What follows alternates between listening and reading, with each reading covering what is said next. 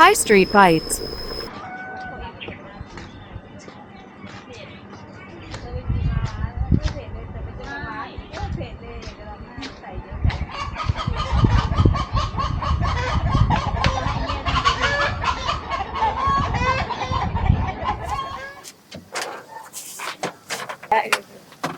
อุ้ยกล้องอย่างดีเลยน่าจะชัดแจ๋วชัดเจนเลยแหละ ชัดเจนชัดแจ๋วอ้วนด้วยทุกวันนี้นู่นนะถ่ายพ่อทำหมูแดงก็ได้นะคะเดี๋ยวแล้วก็พี่ก็ไปหุ้นส่วนกัน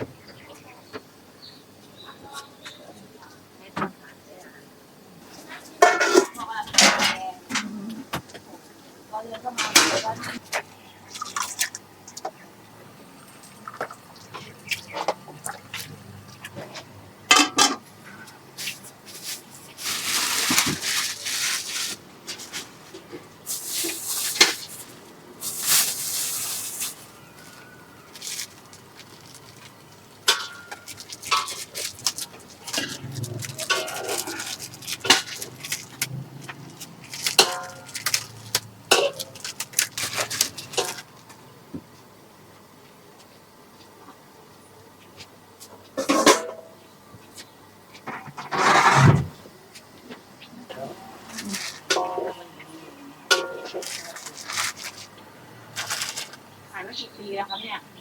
30ค่ะมีมาขายเพิ่ง หนูเพิ่งมาขายได้10 เดือน มาขายได้10 เดือนดังแล้วครับเลยครับ กัน สนใจติดต่อไป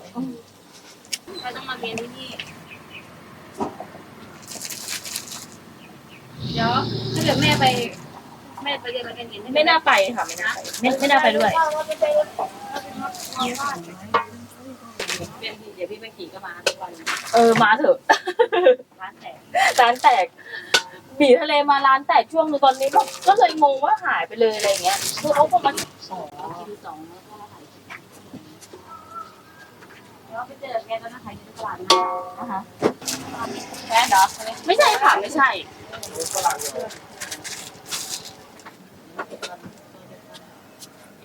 ใช่ไกลได้ ช่วงนี้ไม่ได้ทำอะไรอยู่ป้า ผมไม่ขายค่ะ แม่หน้าดูแม่ ตอนหน้านั้น35 ล้านตอนนี้ไม่ใช่หรอก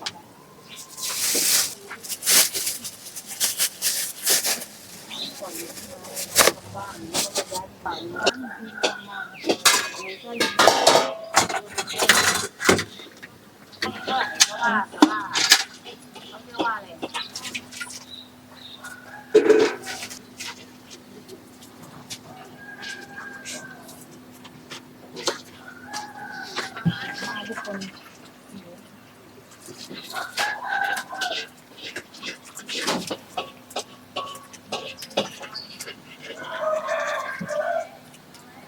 ดีแล้วไอ้มาขายก๋วยเตี๋ยวมีอาชีพติดตัวสุดท้ายแล้วมีอาชีพติดตัวดีที่สุด ใช่ ถ้าเกิดอยู่เป็นร้านคนก็ไม่เท่าไหร่นะแต่ว่าคนจะชอบแบบนี้ ใช่แบบอันนี้มันคือเสน่ห์ป๊อกไง ใช่เป็นเสน่ห์ไง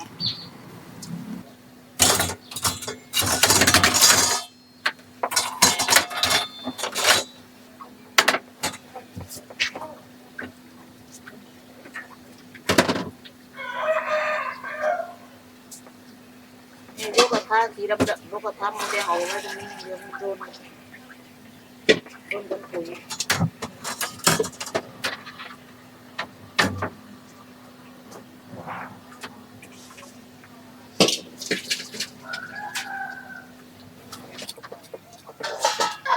เอาเข้าหน้าไฮแล้วหน้าไฮเนี่ย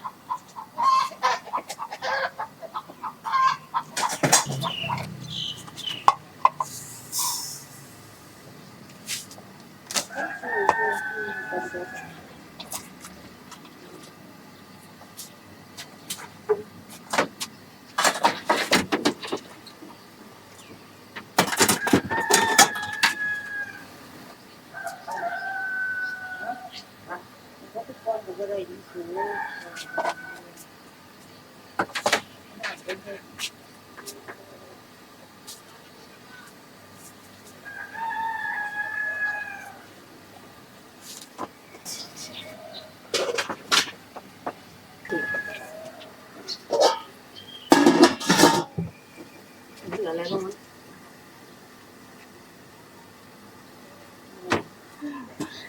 ดีค่ะ สวัสดีค่ะ ชื่อ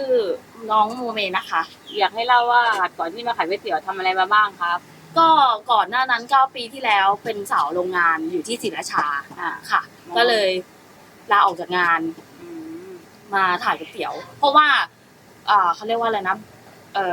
งานมันเยอะแล้วแบบว่ากว่าจะเลิกกว่าจะอะไรอย่างเงี้ย เห็นพ่อแม่เขาทำไว้ตั้งนานก็เลยลองมาสานต่อดูอะไรประมาณเนี้ยค่ะ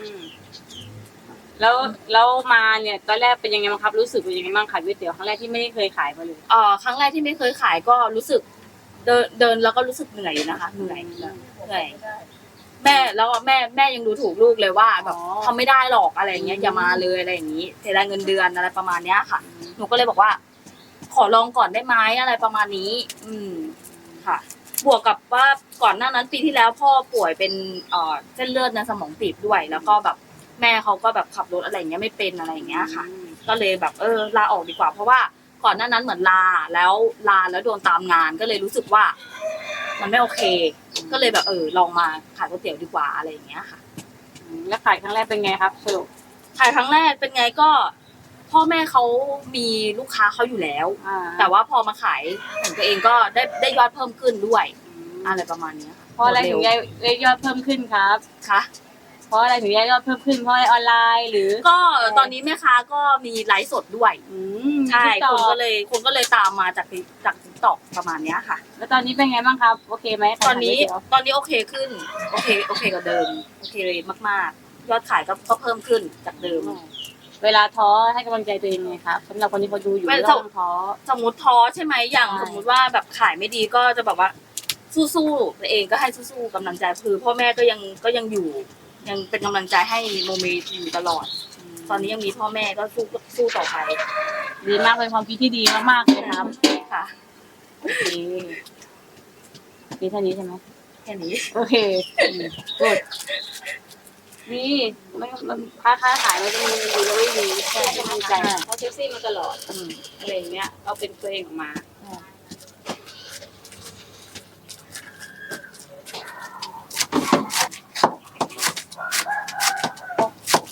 คงกลัวได้อยู่ไม่เขาแล้วอ่ะแล้วที่เราจะไปหาที่ชอบมาก ตอนตีมันจะโอเคตอนมันพูดมากับเพื่อนชาเนี่ยมันน่าต้ม ใช่ได้เป็นต้ม ตอนนี้มันน่าต้มทีนี้มันจะอยู่ได้รู้สึก ใช่อันนี้เป็นเรื่องจริงสำหรับคนที่แบบ แต่คนอยากไปแล้วจะรู้สึกได้ เราก็จะมีแหละวัยรุ่นนะป้าเขาก็ต้องมีหงิดเป็นธรรมดาดี เขาไม่ชอบให้ใครมายุ่งอยู่แล้ววัยรุ่นอ่ะ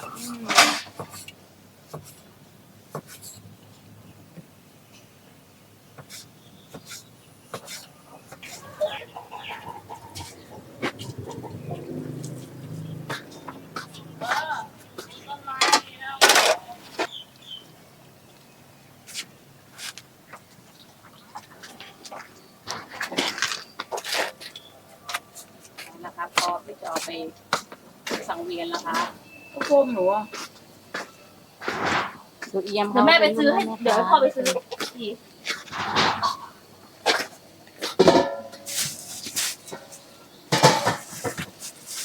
ไม่ใช่นั่นเลยสิเก่าหมดแล้ว พร้อมครับ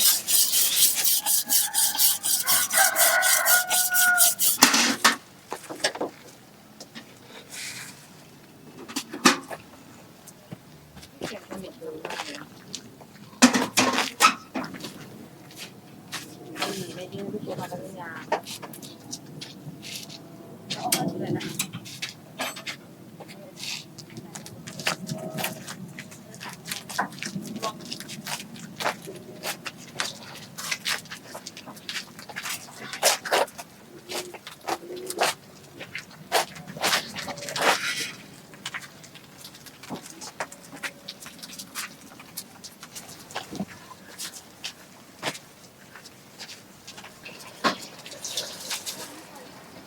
เขาดังมาเขาหลับอยู่เขาจะได้ดูเขาจะได้ดู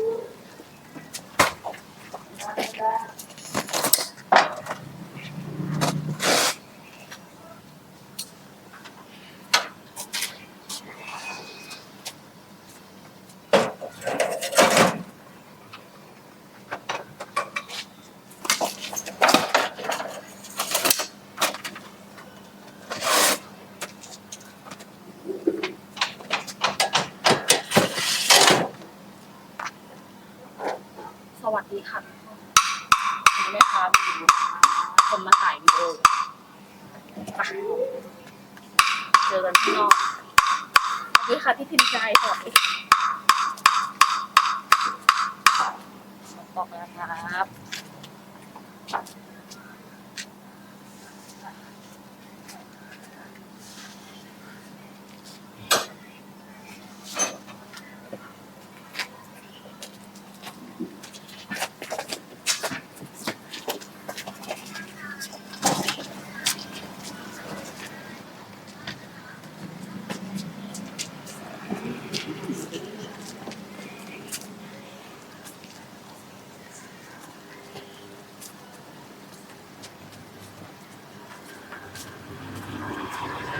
รถ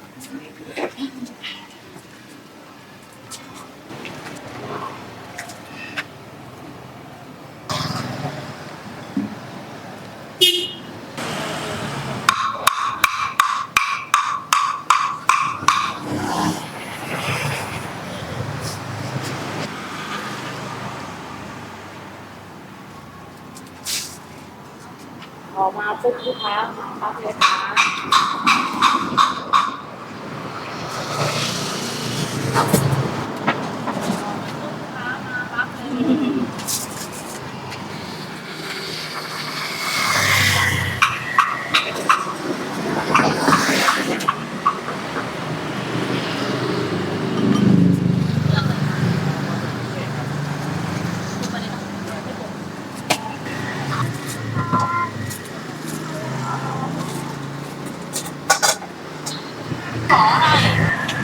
ทานอย่างเงี้ย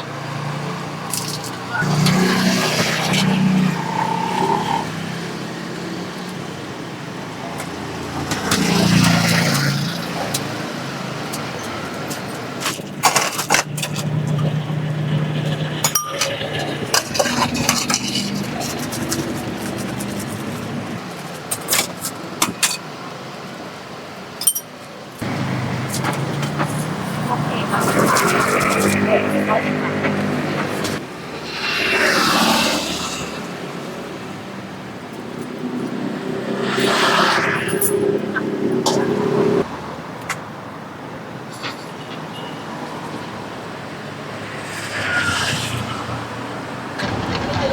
เอาแต่ปลาเส้นกับหมูเด้งค่ะนี่กี่ถุงครับเนี่ย7 ถุง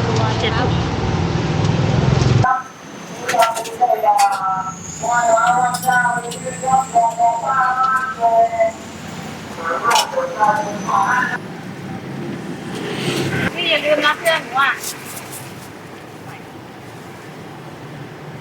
น้องแพลวอยู่ไหนเขาจะเหนือเห็นไหมเขาจะไลฟ์สดให้ดูโอเคลืมไหมสิ่งนี้ไหมคะใช่ลูกค้ามาจะได้กินใช่ไหมลูกค้าไม่กิน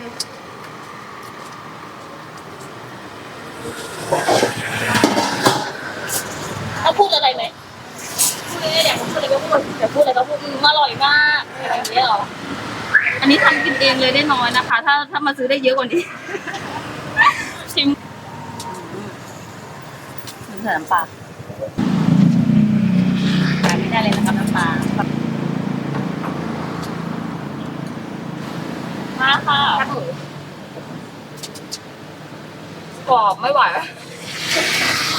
ลูกค้ามาแล้วเห็นลูกค้าจากไกลจำลูกค้าได้จำได้จะมีความรู้สึกดีไหมจะบอกว่าเพื่อนๆนะคะนี่คือเขาเห็นต้องเห็นไหมนะคะจะมาตั้งโชว์อีก